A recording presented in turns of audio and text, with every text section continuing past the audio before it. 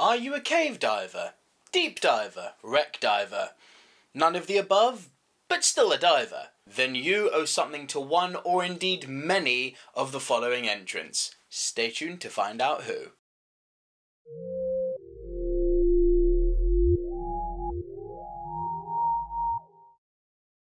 Welcome to the latest edition of the Top 10 show with me, Nico Lurot, an avid GUE diver, and today I would like to talk to you about diving legends, the legends of our industry. Now, as the intro said, it really doesn't matter what sort of diver you are. The one commonality that we all share is that we are all divers, all but with our own special interests that make us unique. Now, whatever those own interests may be, there is no doubt that you, me, I, and everyone involved watching this video and interested in this common love and passion that we have owes a debt of gratitude to the people that came before us, the pioneers of the industry, whose work and efforts have allowed us all, irrespective, as I said, of our interests, to pursue a passion, or in some cases a career, that we all love.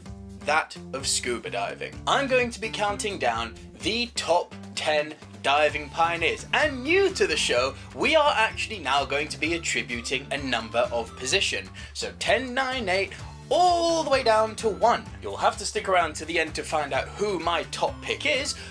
Yeah, or you could just skip to the end, but then what's the point of watching this video? What's the fun in that? Now, obviously it goes without saying, there have been plenty of diving pioneers.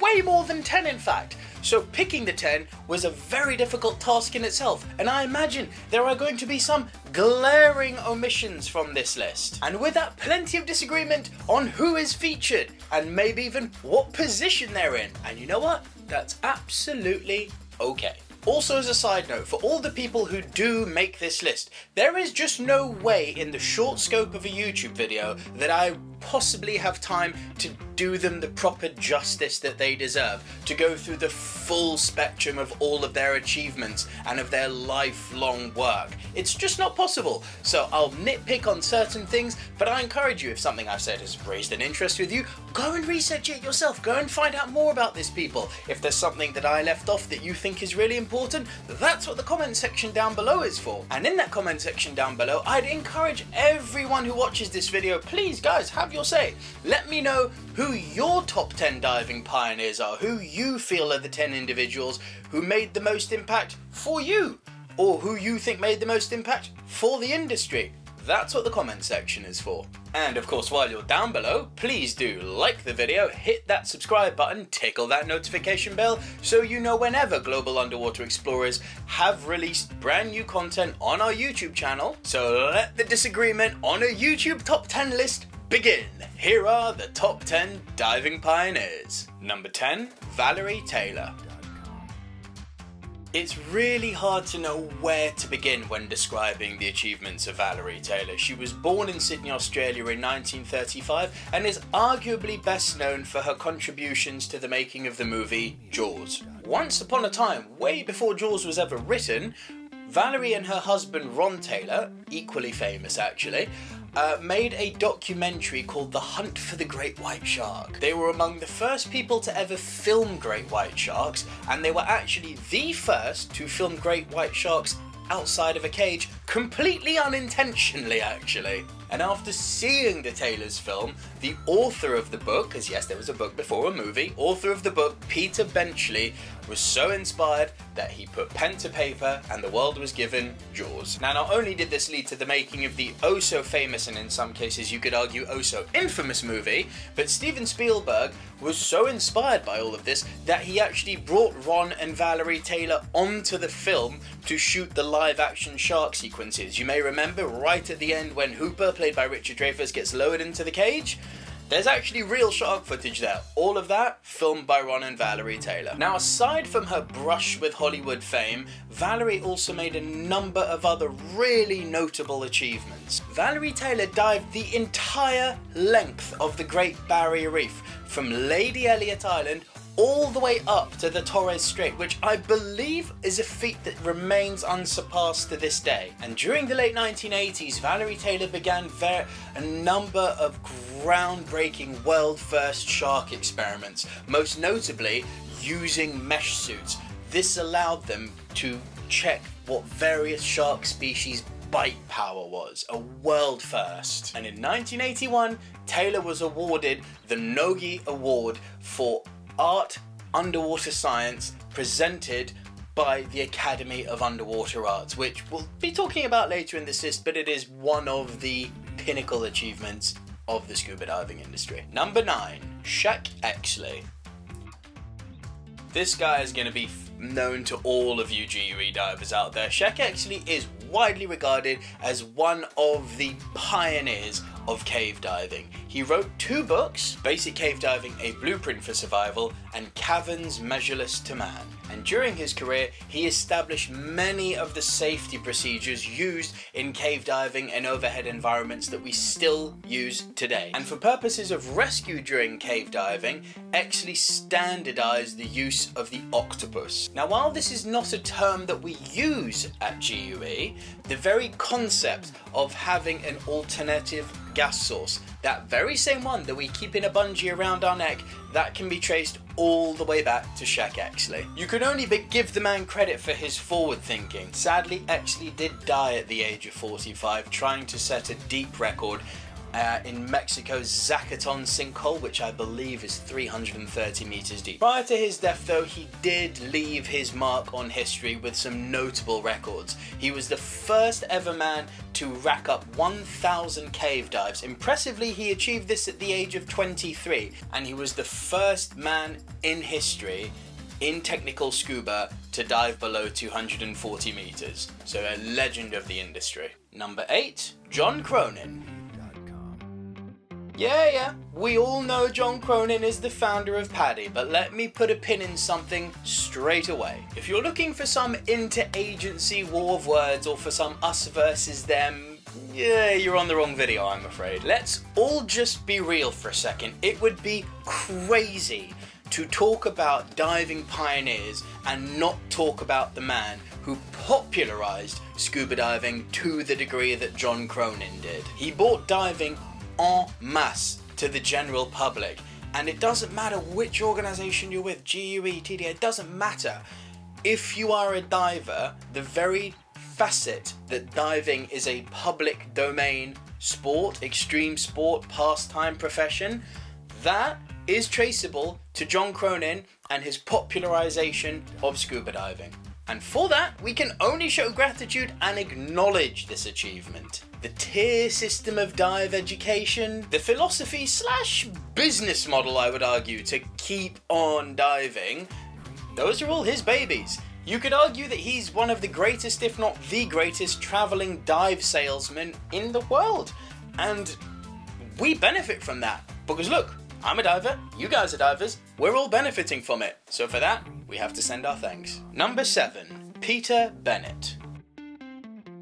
A well-known figure, this one. He is the CEO and co-founder, along with Alessandro Moroni, of Divers Alert Network, known to you and me as Dan. Now, while Dan has obviously become the go-to for everything that is safety equipment, diver evacuations, diving insurance, which of course we need when we go diving, there is a lot more to Peter Bennett than just Dan, and I say just. Bennett performed extensive studies of nitrogen narcosis, oxygen toxicity, decompression illness, the effects of flying after diving, to name but a few. Bennett was the first to coin the term high pressure nervous syndrome, HPNS, which is a result of breathing a mix of oxygen and helium at depth for a prolonged period. And actually another one who left his mark on Hollywood, because HPNS was something that featured in James Cameron's scientific underwater movie The Abyss, and guess what? Peter Bennett was a consultant on that film where the term was actually used. And Bennett is also credited with the invention of trimix breathing gas. And in 1981, he conducted an experiment called Atlantis 3, which involved compressing divers down to an equivalent depth of 690 meters and then decompressing them slowly but surely to be back up to surface level pressure, and in the process setting a world record. Number 6, Hans and Lotte Haas.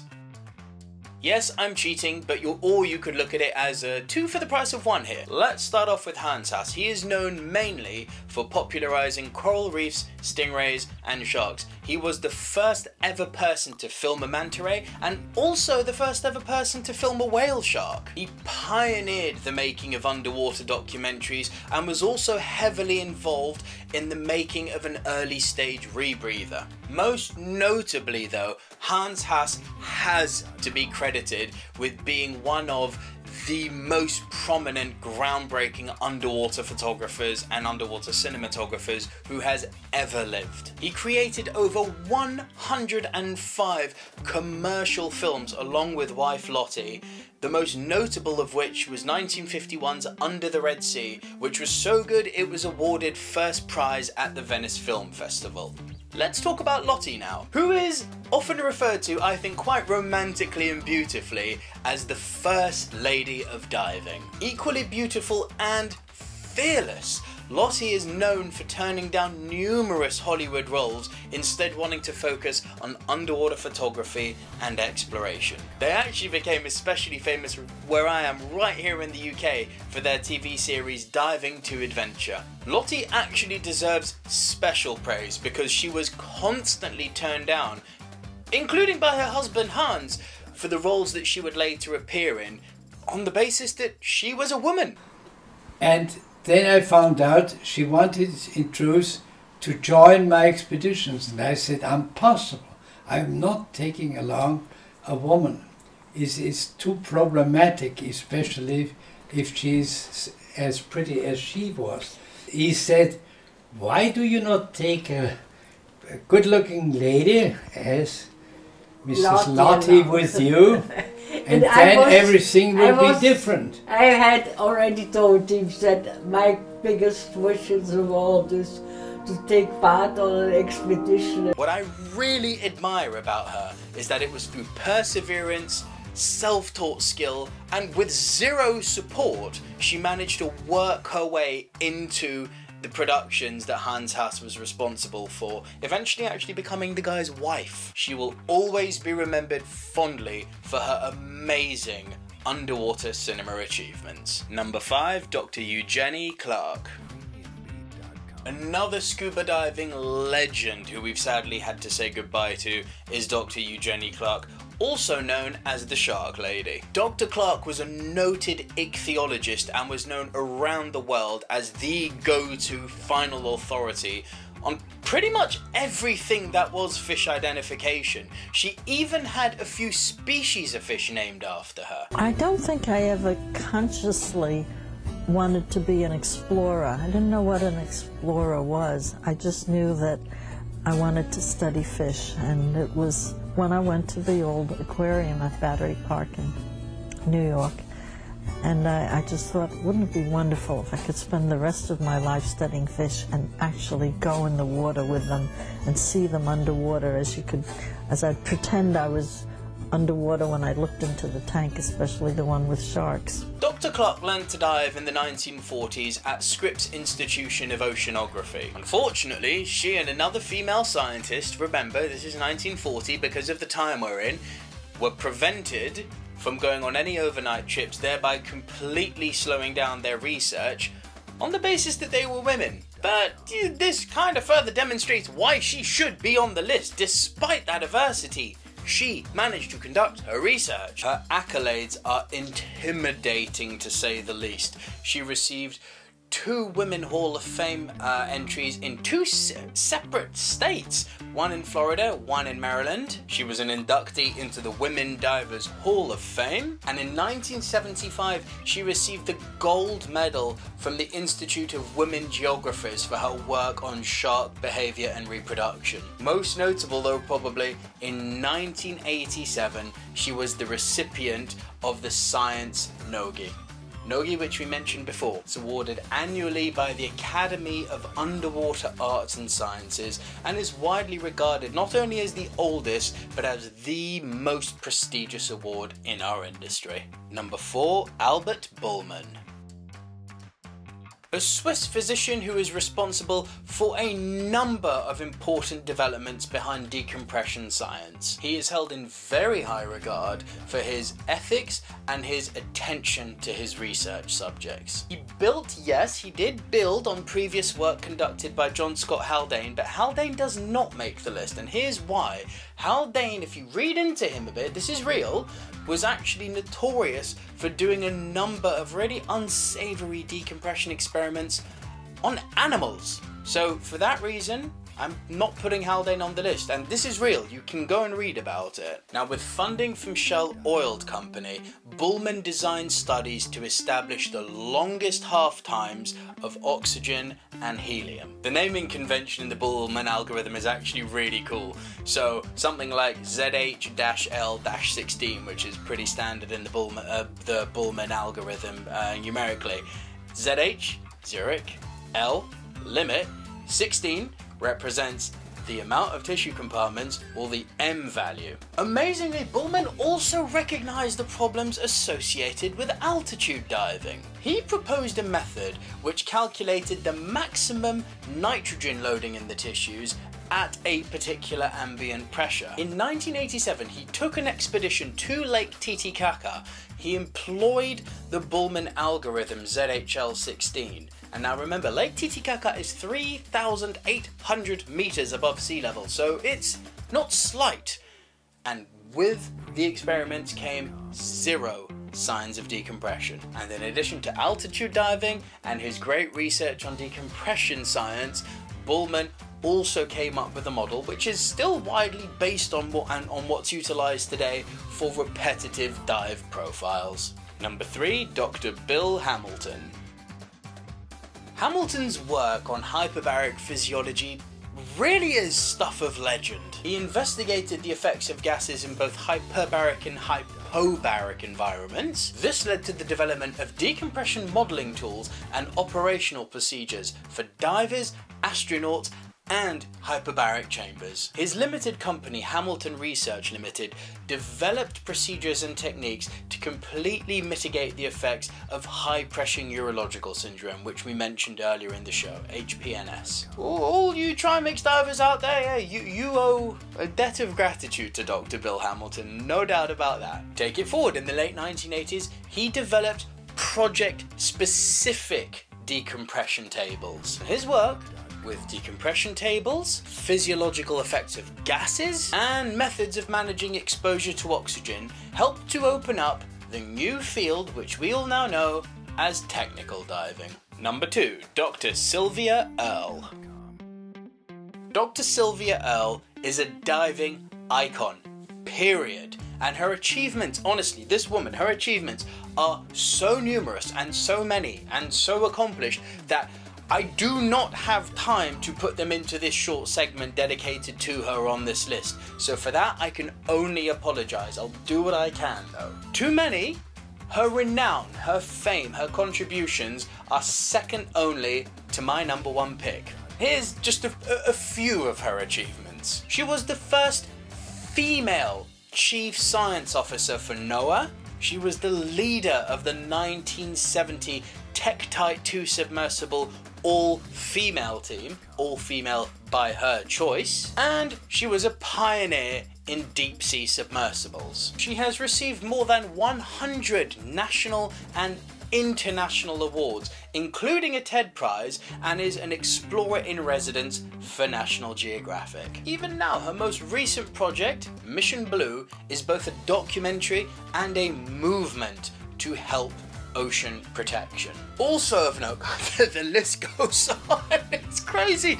In 1979, she completed a open sea swimsuit dive to the ocean floor, and in the process set a woman's deep dive world record, I believe to 379 meters. That was wrong, 381. And even more recently, to show the level of her contributions to conservation, with her previous experience as a consultant on the Valdez and Borg oil spills, Dr. Earle was called in to the 2010 Deepwater Horizon oil spill as a chief consultation officer. You have to admire this woman, it's crazy! Number 1, Jacques Cousteau. Was there ever any doubt? To many divers, myself included, he is heralded as the grandfather of scuba diving. A French naval officer, explorer, conservationist, filmmaker, innovator, scientist, photographer, author, comic book character, and researcher. He studied the sea in all forms of its life aboard his repurposed, custom-built floating laboratory. You all know the name, the Calypso. He was a pioneer for marine conservation, of that there is no question, and he mapped and charted pretty much every single world-famous dive site that we dive today. You go to one of these places, Cousteau's name all over it. He filmed the first ever French underwater movie. He filmed the world first ever shipwreck movie called Épave, which translates as shipwreck. He created the first ever usable underwater reel cameras. Now, if you wanted to see the lengths at which he actually created these cameras, it's stuff of legend. I do not have time here. Go and read up on how Cousteau created the first usable reel camera. It's fascinating. And he also improved upon the self-contained underwater breathing apparatus that was initially invented in 1926 by adding an on-demand regulator system to it, thereby extending underwater exploration botting time, and so the aqualung was born. The fact, my dear diving friends, is this. Though we are all different, of course, and though even as divers we have different interests. I asked you at the top of the show, are you a cave diver, deep diver, wreck diver, are you just none of the above but still a diver? We bring it all the way back to that first hook, because it doesn't matter what your unique special interests are. What I fundamentally believe drives all of us as divers is that innate desire of exploration, that fascination with the unknown. That's one of the facets of why I know a lot of you, I'd like to think all of you, got into diving. And another thing which I believe fundamentally drives us is conservation. We get in the water, it doesn't matter if it's in a cave, it doesn't matter if it's on a deep wreck, it doesn't matter if it's on a pristine reef. The last thing we want to see is these places where we dive being destroyed. Therefore, by proxy, not only are we all advocates for the sea, we are all supporters of ocean conservation.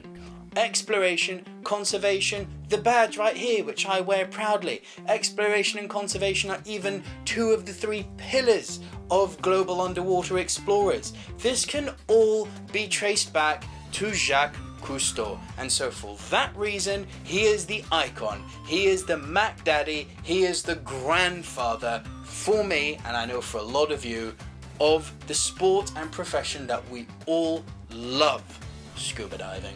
So let's keep it French. I'm going to say, voilà mes amis, there you go my friends, that is another top 10 all done. I would love to know, before you bring on the comments by saying you missed this out, you missed that out. Yes, I'm sure I did, because as I said at the top of the show, it is impossible to bring all the amazing diving pioneers, both living and dead, that we have had over the years into 10. It's just not possible. I have done what I can to make it diverse, to make it as interesting as possible, and now I put the challenge out to all of you. Who are your top 10 diving pioneers? You don't need to explain why, but drop your lists down below. I would love to know, based on your personal preference, based on your personal belief system, whatever it may be, who you think the top 10 diving pioneers are.